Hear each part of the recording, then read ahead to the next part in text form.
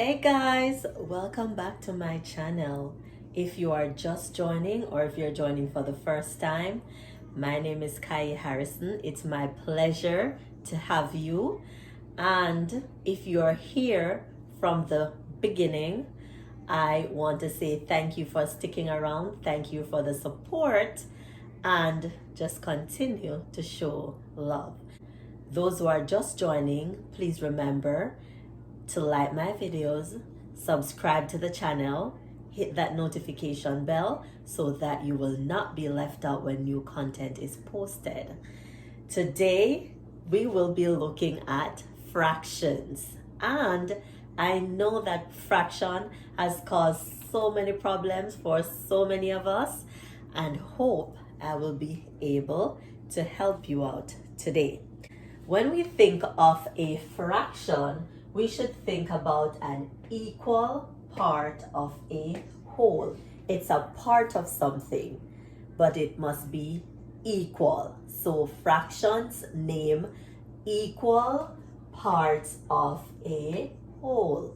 Now, a fraction is made up of different parts. It has a numerator, which is the number at the top, numerator. In this case, it's a 1. It has a fraction bar that separates the top number from the bottom number.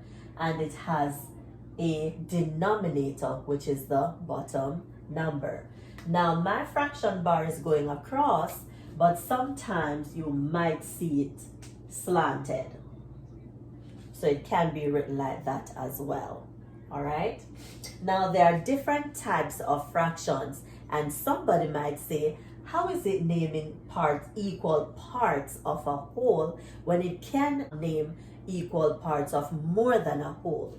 Now, a proper fraction is one that has the numerator, which is the top number, smaller than the denominator. The improper fraction is like the opposite of proper. It's improper because the bigger one is sitting on top of the smaller one. Normally, if we're putting items on top of each other, we would not put the bigger one on top because we don't want it to squish the smaller one. So we would put the smaller one on top. In this case of an improper fraction, or most persons are not saying improper again, they are saying fractions greater than 1. So it's some books or some persons might say improper fraction, or you might see a fraction greater than 1. They are the same thing. It means that the numerator is greater than the denominator, meaning that this fraction is greater than 1 whole. We'll get into that. Don't worry about it. Then the last one talks about mixed numbers. Now, if it's a mixed number, some people say mixed fraction, but I say mixed number. If it's a mixed number, it means that it has a whole number. So in this case, the 1 is the whole number, and then it has a fraction, which is the half. So it is 1 and 1/2. So the 1 there is 1 whole, and then the half is part of a whole. So again, we have proper fractions, we have improper fractions or fractions greater than 1, and we have mixed numbers. We can use diagrams to name fractions. So I am going to draw some diagrams and we are going to look at them and see how we could figure out what fraction is being named. All right, so here we have a circle and it's cut into 1, 2, 3, 4 parts. It means that your denominator is going to be 4 because the amount of parts that you divide your shape into, that's the denominator. So if you have a cake and you're going to cut it into different parts, the amount of parts that you cut your cake or divide your cake into, that would be the denominator if you want to name each part of your cake as a fraction. So in this case, we cut this circle into 4 different parts, so the denominator is 4. Now we can represent each part of the fraction by shading. The amount of parts that are shaded, that's the numerator. It means that this is the amount you're taking out of the whole. So 2 parts are being taken out of 4 parts. So the fraction is 2/4, or some people would say 2/4. So fractions are named by their denominators. So the denominator is 4. It means fourths or quarters. So we can read this as 2/4 or 2/4. In this case, the square is divided into 1, 2, 3, 4, 5, 6, 7, 8 parts. So the denominator is 8 or 8s. Now, how many parts are taken out? That will give us the numerator. So I can shade some parts, and in this case, I'm shading 3 parts. It simply means that 3 parts are taken out of the whole, so the fraction is 3/8. 1, 2, 3, that's your numerator, and then the total number of parts that the shape is divided into, that's your denominator. We can look at some more. Now remember, the amount of parts that your object or your shape is divided in, that is your denominator. And then the amount of parts that are shaded, that is your numerator.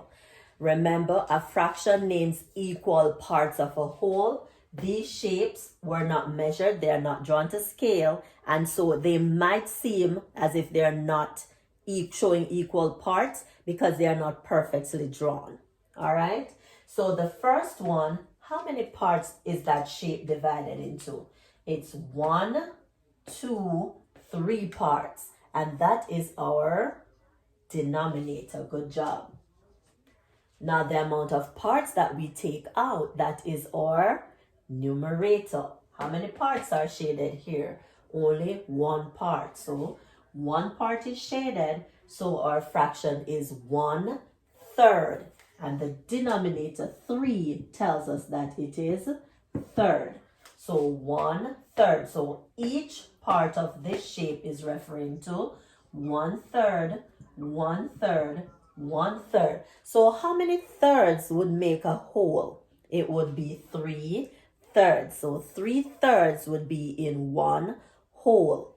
Therefore, this is 1/3, 2/3, both of these together, and then this would be 3/3. So 3/3 make 1 whole. Let's look at this one, and then we come back to this one. This one is very interesting. So our shape is divided into how many parts? Into 2 parts. And 2 in this case mean halves. So it's divided into 2 halves. Just like an orange, when you peel your orange and cut it, you try to cut it into 2 halves. Most time we don't get it equal, but we try to cut it in halves. So how many parts are shaded? Only 1 part. So 1 out of 2. We can say 1/2, or we can simply say half. So some persons might say 1/2, just like we say 1/3. Or some people might just say a half. It's the same. Let's come to this one. Now, how many parts is this whole divided into? Let's see. 1, 2, 3, 4, 5, 6, 7, 8, 9, 10, 11, 12, 13, 14, 15, 16, 17, 18, 19, 20 parts. So our denominator is 20. Now, how many parts are shaded? 1, 2, 3, 4, 5, 6, 7 parts are shaded. So the name of this fraction then is 7/20. 7/20.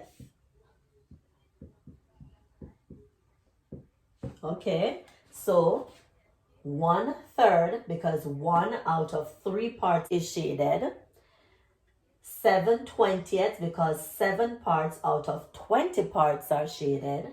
And then 1/2, because 1 part out of 2 parts is shaded. So remember, fractions name equal parts of a whole. We can name a fraction by using shapes. The amount of parts that the shape is divided into, that is your denominator, and the total number that is shaded or that's taken out, that's your numerator. We can also name fractions using number lines. Let's look at how we do that. So here is my number line, and I label it using fractions. I start at 0, and then I go 1/6, 2/6, 3/6, 4/6, 5/6, and then 6/6.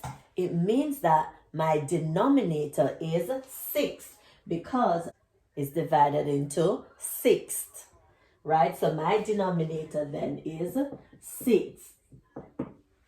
Now, if I draw from 0 to 3/6, it means that 3 parts are taken out. So my fraction that is named would be 3/6.